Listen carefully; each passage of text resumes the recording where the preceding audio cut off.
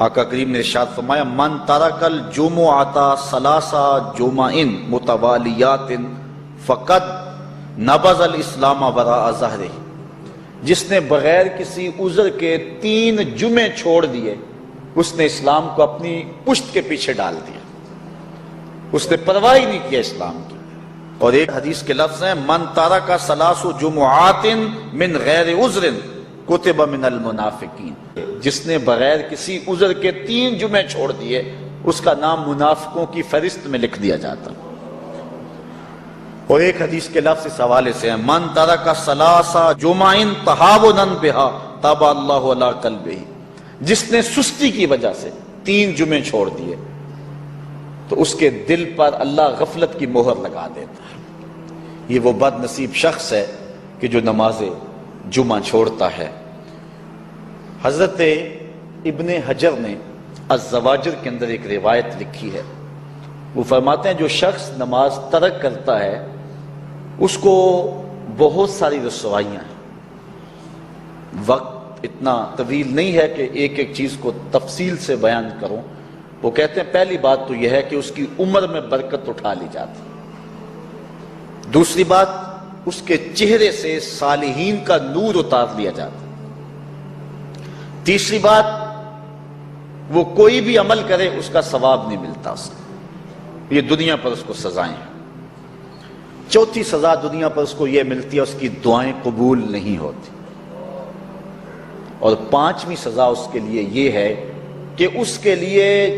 جو نیک لوگ دعا کرتے ہیں ان دعاؤں کا حصہ اسے نہیں ملتا۔ مومن نیک سحری وقت اٹھ کے دعا مانگتے اللہ پوری امت پر کرم کر لے، تو یہ بھی امت میں شامل ہے، دعا اللہ والے کی تو قبول ہوئی لیکن اس کا حصہ نکال دیا گیا، اس کا حصہ نیک لوگوں کی دعاؤں سے نکال دیا گیا۔ اور جب وہ مرنے لگتا ہے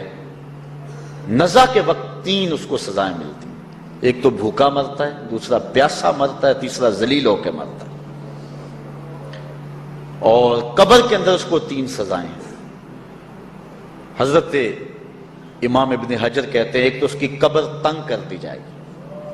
حتیٰ کہ ادھر والی پسلیاں ادھر اور ادھر والی پسلیاں ادھر، دوسرا اس کی قبر میں آگ ڈالی جائے گی، جو اللہ کی حضور نہیں چھکتا اس کی قبر اس لائق ہے کہ اس میں آگ ڈالی جائے،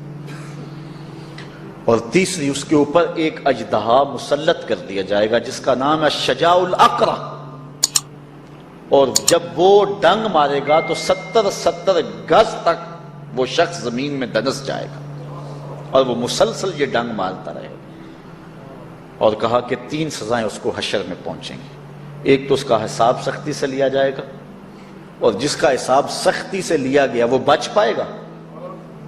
حساب سے بچے گا وہ جس سے اللہ صرف نظر کرے گا۔ اللہ اکبر۔ ایک تو اس کا حساب سختی سے لیا جائے گا، دوسرا اللہ تعالیٰ جل شانہ اپنے قہر و غضب کا اس پہ اظہار کرے گا، اور تیسری اس کو سزا یہ دی جائے گی کہ اس کو جہنم میں ڈال دیا جائے گا۔ ہمارا غزوہ احد کی نامور مجاہدہ ہیں کہ جب بھگدڑ مچی اور کچھ تو خون ہونے لگا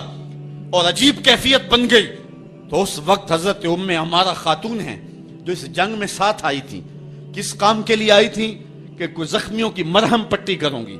لیکن جب دیکھا کہ حضور تنہا ہے اور تیروں کی برسات ہو رہی ہے، ہمارا تلوار لے کے میدان میں آ گئی، اور حضور نبی رحمت نے فرمایا کہ میں جدھر دیکھتا تھا مجھے ہمارا ہی نظر آتی تھی، اگر ادھر سے حملہ ہوتا آگے ہمارا کھڑی ہوتی، اگر ادھر سے حملہ ہوتا تو ہمارا کھڑی ہوتی۔ میں کہتا ہمارا تیرے نام پہ میری نسلیں قربان، جس نے محمد عربی کی آبرو کا پہرا دیا۔ ایک منگول سردار عیسائی ہو گیا، اس نے ایک عیسائی پادری کو بلایا اور کہا کہ اپنے مذہب کی تبلیغ کر تاکہ کچھ لوگ اور بھی ہمارے ہم نوا ہو جائیں۔ اس نے قسم پرسی کے سالم میں کہ اب کوئی شخص نہیں ہے جو اسلام کا نام لیوا ہو، تو اپنے خب سے باطنی کا اظہار کر دیا اور پیغمبر حسن و جمال حضور نبی رحمت کی توہین و تنقیص کا آغاز کیا۔ ابن حجر نے لکھا ہے کہ ایک کتا تھا جو خیمے کی چوب کے ساتھ بندھا ہوا تھا، جب اس نے توہین کا آغاز کیا تو اس نے بھونکنا شروع کر دیا۔ لوگوں نے کہا کہ یہ کتا تیری اس توہین کی وجہ سے بھونک رہا ہے۔ اس نے کہا نہیں ایسی کوئی بات نہیں، یہ کتا نسلی کتا ہے۔ واقعی وہ نسلی تھا، اور میرا ہاتھ کا اشارہ پا کے غیرت میں آ گیا ہے، کوئی ایسی بات نہیں ہے، اس نے پھر توہین کا آغاز کر دیا۔ تو ابن حجر نے لکھا ہے کہ اس کتے نے زنجیر تڑوا کر کے اس پادری کے گلے میں جا کے دانت گاڑ دیے اور چھوڑا تب جب اس کو واصل جہنم کر دیا۔ اس منظر کو دیکھ کے 70,000 اس فوج کے سپاہی اسلام کے دامن میں آ گئے۔